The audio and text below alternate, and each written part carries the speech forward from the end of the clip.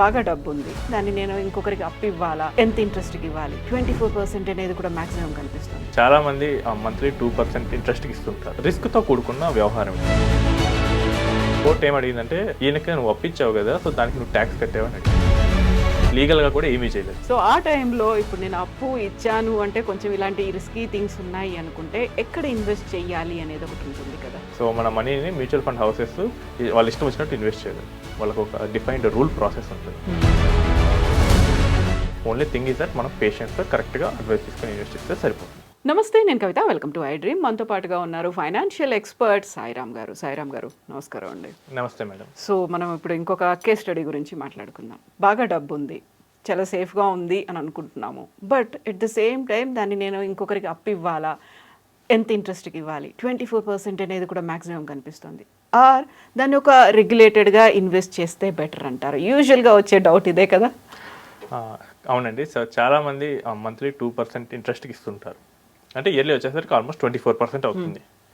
కానీ ఇక్కడ ఏంటంటే ఒక రిస్క్తో కూడుకున్న వ్యవహారం ఇక్కడ.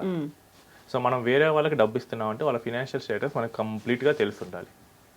బట్ అవతల వాళ్ళ ఫినాన్షియల్స్ మనకు 100% ఎప్పుడూ తెలియదు. ఎందుకంటే వాళ్ళు బయట కనిపించేదే మనం అసెస్ చేస్తాం. వాళ్ళ ఇంట్లో ఏం జరిగేది మనకు తెలియదు. అండ్ ఒకవేళ మనం మనీ ఇచ్చాము, తను కట్టలేదు అనుకోండి, చాలా ప్రాబ్లం వస్తుంది. అసలు ఏంటంటే ఇందులో ఉండే రిస్క్ ఏంటంటే డిఫాల్ట్ అవ్వచ్చు. అవతల పర్సన్ ఐపీ పెట్టేయచ్చు, మనం ఏం చేయలేం. నెక్స్ట్ ఏంటంటే అసలు డాక్యుమెంటేషన్స్ కూడా సరిగ్గా లేకపోవచ్చు. మనం ఏదో ఆయన పేపర్ మీద నోట్ మీద సైన్ చేసేయడానికి ప్రాపర్టీస్ అన్నీ ఆల్రెడీ తనఖాలో ఉంటే మనం ఏం చేయలేం. నెక్స్ట్ ఇంకోసారి ఏంటంటే రిలేషన్షిప్పే పోవచ్చు. తెలిసిన వాళ్ళకి మనీ ఇచ్చాం, ఆ మనీ ఏమో అవసరానికి మనం అడిగాం, ఆయనేమో ఆ టైంలో ఇస్తాం లేదు, తర్వాత ఏంటి పారిపోతాం, ఇవన్నీ అట్టేసరికి మనకు అవసరానికి వచ్చేసరికి మనం ఏదైనా అనవచ్చు. ఫైనల్ రిలేషన్షిప్ కూడా డ్యామేజ్ అవ్వచ్చు. ఇంకోటి ఏంటంటే లీగల్ ఇష్యూ కావచ్చు. సో నేను చూశానండి ఒక కేసులో. సో ఇది న్యూస్ ఆర్టికల్లే. So supreme court judgment. సో ఏంటంటే ఒక మనీ డిస్ప్యూట్ మీద కోర్టుకి వెళ్ళారు. ఓకే. సో కోర్టు ఏమడిగిందంటే, ఈయనకి నువ్వు అప్పిచ్చావు కదా, సో దానికి నువ్వు ట్యాక్స్ కట్టావని అడిగింది. ఆ డబ్బు ఎలా ఇచ్చావు? క్యాష్ రూపంలో ఇచ్చావా, త్రూ బ్యాంక్ ట్రాన్సాక్షన్ అని? నెక్స్ట్ ఆ సోర్స్ ఆఫ్ మనీ ఏంటి, నీకు ఎక్కడి నుంచి ఆదాయం వచ్చింది, దీని మీద ఏమైనా ఇన్కమ్ ట్యాక్స్ పే చేసావా? అది కనుక ఆడిటెడ్ మనీ అయితే కనుక కోర్టు ద్వారా అస్సలు తీసుకోలేరు. అండ్ ఇంకోటి 2 lakhs కన్నా ఎక్కువ అయితే కనుక మీరు ఖచ్చితంగా ఆన్లైన్ ట్రాన్స్ఫర్ చేయాలి. మీరు ఆన్లైన్ ట్రాన్స్ఫర్ చేస్తుంటే అది వైట్ అవుతుంది. అప్పుడు దానికి ఒకవేళ ఇన్కమ్ ట్యాక్స్ వాళ్ళు అయితే సోర్స్ అడగచ్చు. సో మోస్ట్ ఆఫ్ ది 24% ఇచ్చేవన్నీ అన్అకౌంటెడ్ మనీగానే వెళ్తుంటాయి. సో లీగల్గా ఎక్కువ అమౌంట్స్ని ఎవరు ఇవ్వరు. సో అక్కడ ఈ ప్రాబ్లం కూడా చూసుకోవాలి.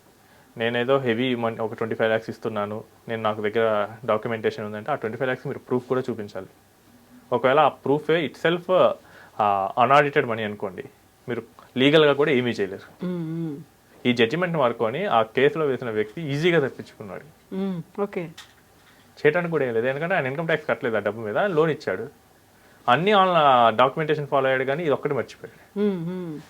సో అక్రమంగా సంపాదించిన అదే అన్నట్లు వాడు ఫీల్ అయ్యారు. అది అలా వెళ్ళిపోయింది ఇంకంతే. సో ఆ టైంలో ఇప్పుడు నేను అప్పు ఇచ్చాను అంటే కొంచెం ఇలాంటి రిస్కీ థింగ్స్ ఉన్నాయి అనుకుంటే ఎక్కడ ఇన్వెస్ట్ చేయాలి అనేది ఒకటి ఉంటుంది కదా. ఉన్న డబ్బుని ఎలా ఇన్వెస్ట్ చేయాలి? మనకు వచ్చేసరికి సేఫ్ ఇన్వెస్ట్మెంట్స్ వచ్చేసరికి ఒక 6%, 7% ఇస్తుంది. సో ఇది రిస్కీ అనుకున్నాం, ఇది ఒక 24% ఇస్తుంది. ఇటు సేఫ్ కాదు, ఇటు టూ మచ్ రిస్క్ కాదు. సో యావరేజ్ తీసుకున్నాం అంటే 6 + 24 30, యావరేజ్ అంటే 215. సో 15% చేయండి. రియల్ ఎస్టేట్ ఇస్తుంది, అదే లాంగ్ టైం వెయిట్ చేయాలి. అవును. అండ్ మనం మంచిది ఏదో కనుక్కోవాలి. లేదు రెగ్యులేటెడ్ ప్రొడక్ట్స్ అన్నారు, మీరు మ్యూచువల్ ఫండ్కి రావచ్చు, మీరు రెగ్యులేటెడ్ డిబెంచర్స్కి రావచ్చు. సో డిబెంచర్స్ అంటే కొంచెం కాంప్లెక్స్ అవుతుంది. సో మనం ఈజీగా ఉండే కోసం మ్యూచువల్ ఫండే చెప్పుకుందాం. సో మ్యూచువల్ ఫండ్కి ఉండే ఫీచర్స్ ఏంటంటే దీన్ని సెబీ రెగ్యులేట్ చేస్తుంది. సో ఇది గవర్నమెంట్ బాడీ.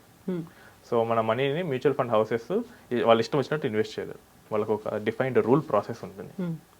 కాకపోతే ప్రతి ఇన్వెస్ట్మెంట్కి ఉన్నట్లే ఈ ఇన్వెస్ట్మెంట్ కూడా అప్ అండ్ డౌన్ అవుతుంది.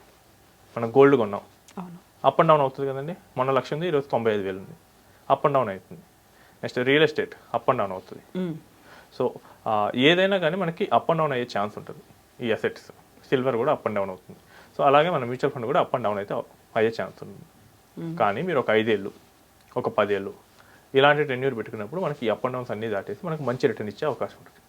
ఇంకొక అడ్వాంటేజ్ ఏంటంటే మనం మనీ ఇచ్చేసి ఒక 20 years తర్వాత వాళ్ళని అడిగితే మనిషి ఉండొచ్చు, అవును. అసలు మనిషి ఆ విషయం గుర్తులేకపోవచ్చు, అసలు లేదా ఆ మనిషే లేకపోతే ఆ వారసులు అసలు నువ్వెప్పుడు ఇచ్చావు మాకేం తెలుసు అనొచ్చు. లెక్కలు ఉండవు అక్కడ. బట్ ఇక్కడైతే మొత్తం పక్కా డాక్యుమెంటేషన్ ఉంటుంది కాబట్టి నువ్వు ఇన్వెస్ట్ చేసిన తర్వాత 10 ఏళ్ళు 20 ఏళ్ళు ఈవెన్ 60 years తర్వాత కూడా మనం ఈజీగా తీసుకోవచ్చు, మొత్తం డాక్యుమెంటేషన్ క్లియర్గా ఉంటుంది.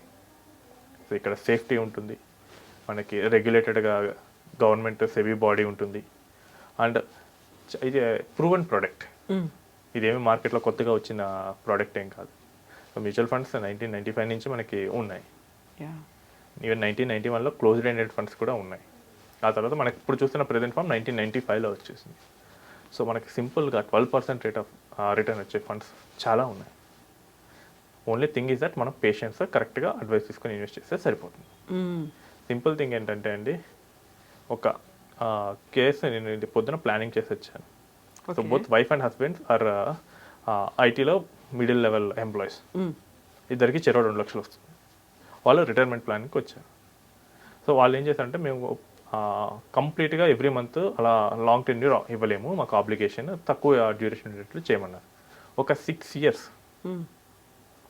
వాళ్ళు కనుక 2 lakhs, అంటే ఇప్పుడే జస్ట్ రీసెంట్లీ దేవర్ మ్యారీడ్, 2 lakhs per month కనుక వాళ్ళు ఇన్వెస్ట్ చేయగలిగితే after 30 years they will get almost 30 crores. Okay, only 6 years చేయాలి, 2 lakhs per month. So 6 years 2 lakhs per month అంటే 24 into 6 1.2 crore. కానీ after 30 years they will get 30 crores. So ఇదే 6 years పాటు ఒక అతనికి అప్పిచ్చామనుకోండి, లేదా చిట్టి కట్టాము, ఆయన 30 years తర్వాత తీసుకుంటా అంటే మల్టిప్లై కాదు కదా అంతలా, అసలు ఉంటుందో లేదో తెలియదు మేడం. ఆయన ఈ బిజినెస్ తెలిసిపోవచ్చు, అసలు ఆయనే లేకపోవచ్చు. 30 years అనేది లాంగ్ టెన్యూర్, మనకి లాంగ్ టెన్యూర్లో కాంపౌండ్ అవుతుంది. సో ఈ వడ్డీలు అన్నీ షార్ట్ టెన్యూర్కి. మీరు కనుక చూడండి, మనీ ఇచ్చేసి ఒక 3 years తర్వాత అతను ఏం రిప్లై ఇవ్వకపోతే మనకి ఫీలింగ్ కూడా ఎలా ఉంటుంది, అబ్బో మోసపోయాము అసలు ఏం రిప్లై ఇవ్వట్లేదు అన్న బాధ కూడా ఉంటుంది. సో ఈ రోజుల్లో ఇది చాలా కామన్ అయిపోయింది జనాలకు కూడా. సో తీసుకునేటప్పుడేమో అసలు మీ అంత మంచోడు ఎవరు లేకుంటారు, అడిగేటప్పుడు అసలు ఏంటి పారిపోతావా ఏంటి అన్నట్లు అడుగుతారు. నమ్మకం లేదా, ఎక్కడికి పోతాం ఉంటాం కదా. సో మనకి రిలేషన్షిప్ కూడా ప్రాబ్లం అవుతుంది కాబట్టి మనం రెగ్యులేటెడ్ ప్రోడక్ట్స్కి కొంచెం ప్రయారిటీ ఇవ్వండి. ఒక 10% 20% ఆఫ్ మీ వెల్త్ని కావాలంటే మీరు అందులో పెట్టుకోవచ్చు. అక్కడ రిస్క్ తీసుకుంటాం కాబట్టి నో ప్రాబ్లం. ఒక 20% పెట్టాము, కంప్లీట్గా పోయింది అనుకోండి, మిగిలిన 80 ఉంటుంది కదా, అది అట్లీస్ట్ 7%లో పెరిగినా 3 yearsలో మళ్ళీ మనకు 20% వచ్చేస్తుంది. నేను నా దగ్గర ఒక 1 కోటి రూపాయలు ఉంది, నేను 20 లక్షలు వేరే వాడికి అప్పిచ్చాను. నేను 80 లక్షలు రెగ్యులేటెడ్ ఫండ్లో 12% వచ్చే దాంట్లో పెట్టుకున్నాను. 12 కూడా కాదు, 7 వచ్చే దాంట్లో పెట్టుకున్నాను, ఎఫ్డీ చేశాను. ఆ 20 లక్షలు తీసుకున్నాడు పోయాడు, అసలు రాలేదు, ఫోన్ ఎత్తట్లేదు, నేను మోసపోయాను. కనీసం నా 80 లక్షలు 3 ఏళ్ళకి ఎఫ్డీల తర్వాత చూస్తే మళ్ళీ కోట్ అవుతుంది. సో రిస్క్ తీసుకునేటప్పుడు కూడా మనం ఎంతవరకు భరించగలం, సో దాన్ని తీసుకునే చేయాలి, స్ట్రాటజిక్గా క్యాలిక్యులేటెడ్గా. ఒకవేళ అట్లా కాకుండా నేను 1 కోటి రూపాయలు ఇచ్చాను అనుకోండి, మొత్తం పోతుంది. వాళ్ళు ఫోన్ ఎత్తపోతే కనుక నాకు బీపీ పెరిగిపోతుంది. ఈ సినారియో నేను చూశానండి. 1 కోటి రూపాయలు అప్పిచ్చారు, ఫోన్ ఎత్తలేదు ఆయన. ఆయనేమో ఆ ఊళ్ళో కొంచెం స్ట్రాంగ్, వీళ్ళకన్నా భయం, ఎదురు తిరిగి మాట్లాడలేరు అక్కడ. ఇంకా వాళ్ళు ఇచ్చినప్పుడు తీసుకోవాలి ఇక. సో ఈ కేసెస్ కూడా చాలా వస్తుంటాయి. అంటే రిలేషన్స్ అన్నీ బాగున్నప్పుడు అన్నీ కరెక్ట్గానే ఉంటాయి, బట్ ఏవైనా రాంగ్ అయినప్పుడు ఇలాంటివన్నీ బయటకు వస్తాయి. ట్రూ. సో అప్పుడు చాలా క్యాలిక్యులేటెడ్గా ఆలోచించాలి, అనలైజ్ చేయాల్సిన అవసరం ఉంటుంది. ఎస్ అండి, thank you so much Sairam గారు. థ్యాంక్ యూ అండి, థ్యాంక్ యూ.